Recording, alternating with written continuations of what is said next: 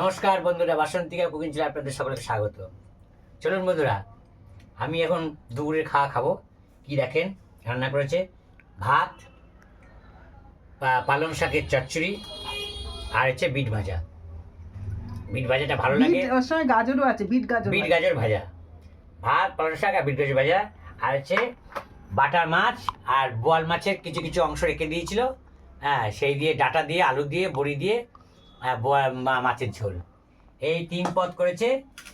তাহলে এই 3 পদ এখন খেয়ে দেখি কেমন হচ্ছে। আগে বিট দিয়ে খেয়ে দেখি বন্ধুরা।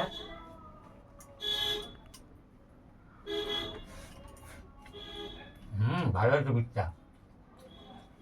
বিট ভাজা, আপনারা বিট ভাজা খেয়ে দেখবেন, খুব ভালো লাগে। বিট গাজর একসঙ্গে তেলে ভাজে না, হেভি লাগে। ও পালং শাকটা আগে খেলে না, কারণ সকালবেলা খেয়েছো তো ওর জন্য না। না, বিটটা দিয়ে ভালো, বিট ভাজা তো, ভাজা দিয়ে খাই, ভাজা দিয়ে সকালে খাই আগে। ভাজা দিয়ে সকালে আগে খায়, শাকের আগে।